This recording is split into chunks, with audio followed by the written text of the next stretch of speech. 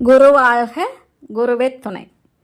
ஐந்து கரத்தனை ஆணை முகத்தனை இந்தின் இளம்பிறை போலும் ஈற்றனை நந்தி மகந்தனை ஞான கொழுந்தினை புந்தியில் வைத்தடி போற்றுகின்றேனே. இந்த பதிவுகள் எல்லாம் உங்களுக்கு பிடிச்சிருந்ததுன்னா லைக் பண்ணுங்கள், கமெண்ட் பண்ணுங்கள், ஷேர் பண்ணுங்கள், சப்ஸ்கிரைப் பண்ணிக்கோங்க. வாங்க பதிவுக்குள்ளே போகலாம். இந்த பதிவு என்னன்னா, இறப்பு எதனால் ஏற்படும், எந்தெந்த கிரகங்களால் எந்த பாவகத்தால் இவர்களுக்கு இறப்பு ஏற்படும் அப்படிங்கிறத நாம் பார்க்கலாம். வாங்க.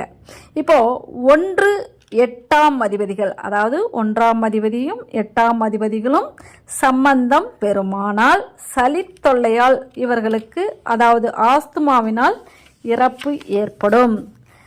அடுத்து லக்னம் அல்லது சந்திரனுக்கு 8ஆம் பாவத்தில் இருக்கும் கிரகத்திற்கு ஏற்ப அவர்களுக்கு எதனால் இறப்பு ஏற்படும் என்பதையும் நாம் அறிந்து கொள்ளலாம்.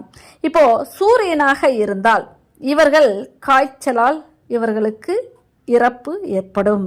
சந்திரனாக இருந்தால் இரத்தத்தில் ஏற்படும் கோளாறினாலும் காச நோயாலும் இவர்களுக்கு இறப்பு ஏற்படும். செவ்வாயானால் புற்றுநோயாலும் ஆயுதத்தாலும் இவர்களுக்கு இறப்பு ஏற்படும். அடுத்து புதனாக இருந்தால் இவர்கள் விஷத்தாலும் தொண்டையில் ஏற்படும் கட்டியாலும் இவர்களுக்கு இறப்பு ஏற்படும். குருவாக இருந்தால் வயிற்றில் ஏற்படும் நோயினால் இவர்களுக்கு இறப்பு ஏற்படும். சுக்கிரனாக இருந்தால் சர்க்கரை வியாதியால் இவர்களுக்கு மரணம் ஏற்படும். சனியாக இருந்தால் வாத நோயால் இவர்களுக்கு இறப்பு ஏற்படும்.